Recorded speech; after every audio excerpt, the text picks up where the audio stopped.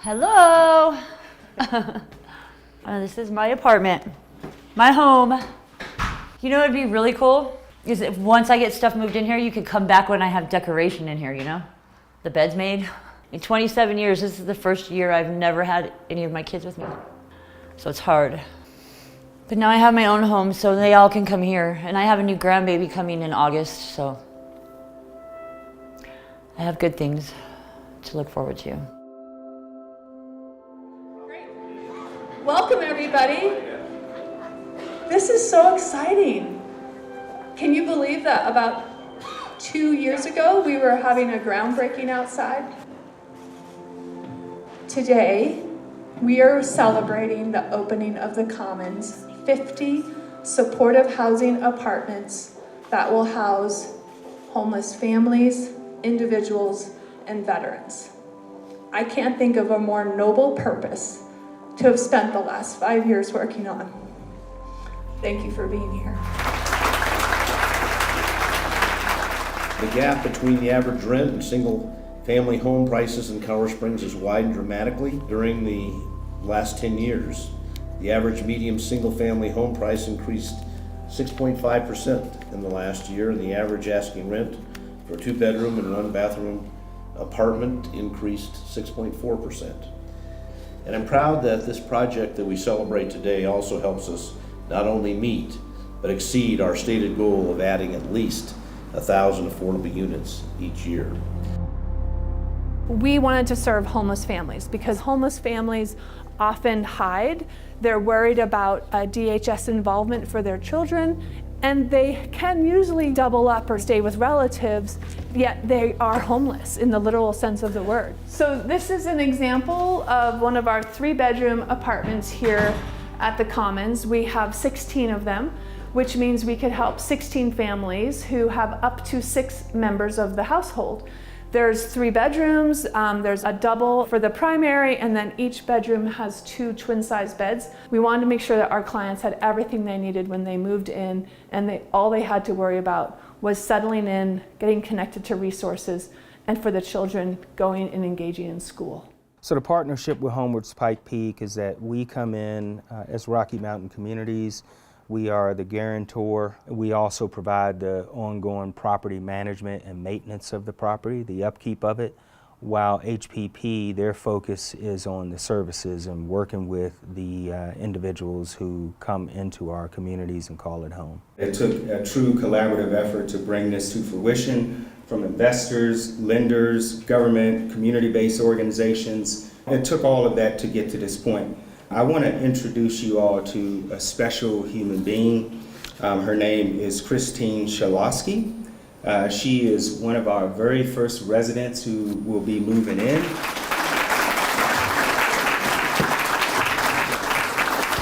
This is scary standing up here in front of all of you. I've lived here in Colorado Springs my whole life. I'm 46 years old. I have 4 kids. 3 of them are grown and on their own. One of them is 10 years old. And last year, I lost custody of her to DHS because I didn't have a home.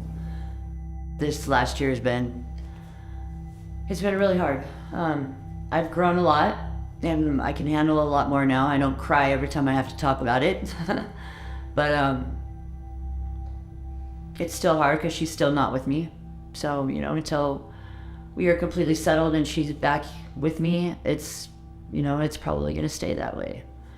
But I think when she's home, it'll be great for her and I, because we'll have our own space. Do you know her foster parents? I have met them, but I don't personally know them. From what I know and have seen, they're good people. I came out of a relationship that was abusive. That's what ended me up here, pretty much. I'm still healing. It's a process. There's still a lot there to work on. I had a car, so I was in my car for a little while. I tried to keep her from not having to be in the car because I have 3 older children and they had their own place. So she would always stay at my older kids' apartment. I never, had her sleeping in the car or anything like that. The reality is, there just aren't enough housing solutions for everyone in the community who needs one right now. We have over 800 households on a by name list that are waiting for housing. People get on that list because they've participated in a survey called the Vulnerability Index and Service Provision Data Analysis Tool, or the VI-SPDAT, and that tells us what that household needs. Signed up for this VSPAT, and for months and months and months, I just kept checking back, and they just kept saying, nope, nothing. I went down one day and asked again, and they told me, well, you've been chosen. And that's how I got here. Okay, this is my car, or was my car. It's not my car anymore. Was addiction part of your story? It is. That's part of what started the whole DHS case. I'm in treatment for that. I had a relapse in February, and so I've been clean since then. I'm gonna put this in there because I have a brand new table for the kitchen, and we're gonna stack the bunk beds, I think. So I hope a few weeks away from getting my little girl back. So thank you, all of you, for this.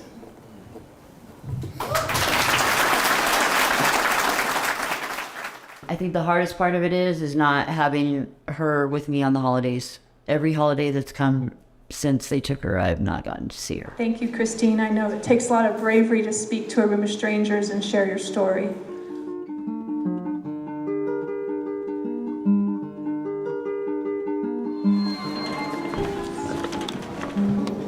Are you excited? Yeah. I don't think he understands what's going on. On the bus ride, he's like, I just want to go home and play my game. My phone's dying. I'm just like, dude. Yeah. It's not really our home. Yeah. You get to see our new house. There you go. There's some excitement. Are you ready to see your room? Yeah, I have my toys. In time, son. I think the most part that I'm excited is that I can actually look at myself in the mirror and be like, okay, I feel like a real mom now. Because as a parent, you're supposed to provide. And with me not being able to have my kid be able to live freely as a child, or have his own space, or something that you can say is his, that has been heartbreaking over the journey of being homeless. And so for me to have a place like this, to say it's ours, would definitely change how I feel about myself, and I'm pretty sure it will change how he wants to grow up and how he can express himself. So we put the little thing. Oh, it's always good to know how to open your door. Look at your room. That's where your room will be. That's where all your toys will go. You can put all your stuff in there. Yeah. I was in a domestic violence situation. I was beating my sleep and had my face fractured, and so I was not able to work. And it just put me in a situation where I did not have any income.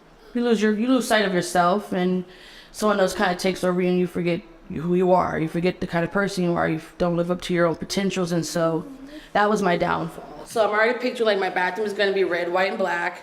Last year I was at a housing program called Partners in Housing, and it was a year program. But before we was in that housing program, me and my son and my son's father, we were homeless. We were staying in a trailer that had no heat, no water, no electricity. Basically, it was inhabitable, and we was doing that for about 6 months.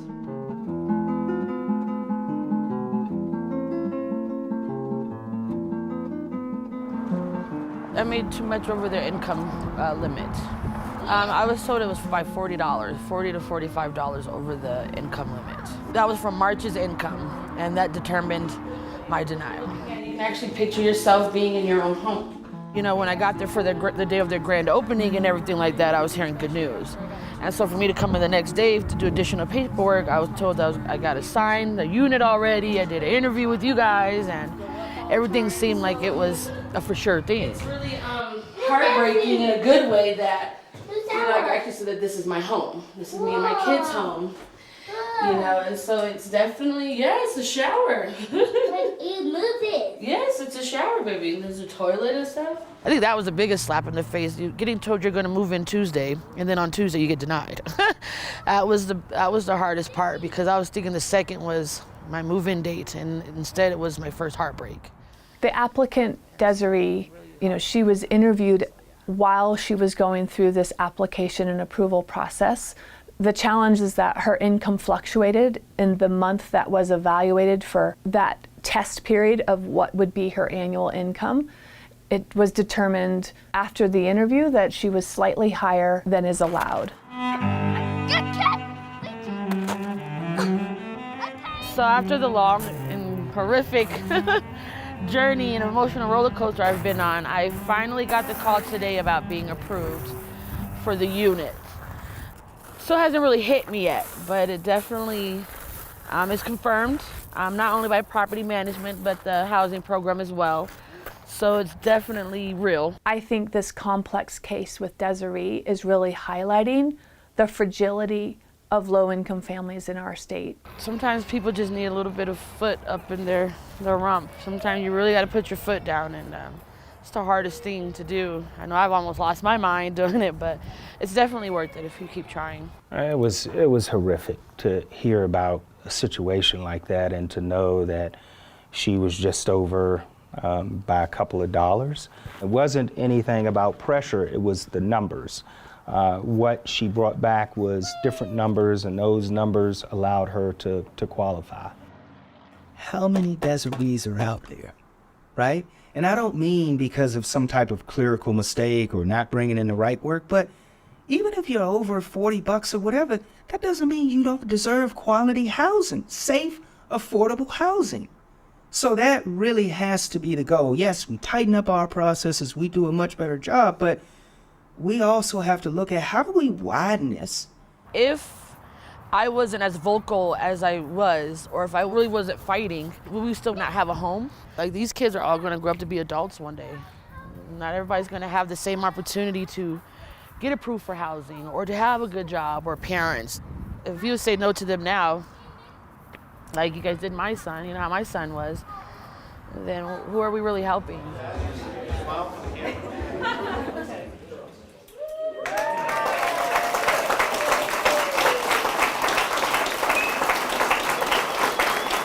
I like that I'm upstairs. I at least have a view. I've never really lived in an apartment before, so this is cool.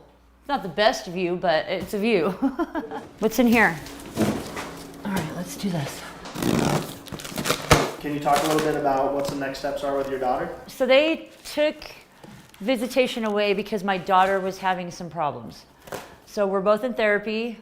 We both have had a lot of trauma from domestic violence. And it's hard for me because I have no clue what's going on with her.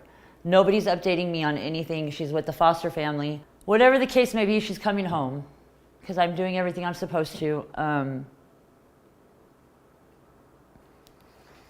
a minute.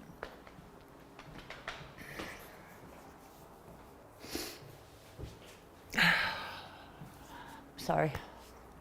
I'm trying to learn not to lose it, but it's hard. Being homeless with my son definitely made me feel like I was a bad parent. I think the biggest and hardest part about it was watching my son every day going to school and coming back, making friends, but then coming back home to nothing. Not having your own roof over your head it's not fun. It's really not fun. You know, you don't know each day what's gonna happen. But then this happened and it's a blessing. Okay, here we go.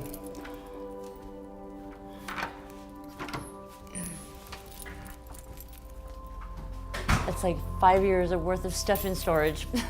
That's my pride and joy. That's my family, my kiddos, my grandma, my grandpa. This is my baby girl Michelle's room. And she's not with us yet, but she will be soon. All of her favorite things. I mean, a lot of the stuff that I have hanging on the wall pertains to family, love. This is my home at the Commons. Yeah, that's all I can say. This is home. This is the first building that's trying to do permanent supportive housing for families in the state of Colorado.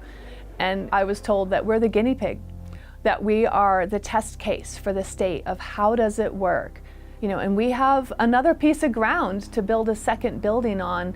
And I've learned a lot on phase 1 of the Commons, and I hope to apply that so that we can get that second project funded and built by 2025.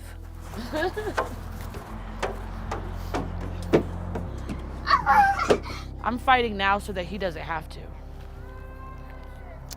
I'm definitely fighting now so that he doesn't have to. I think it'll be worth it in the end.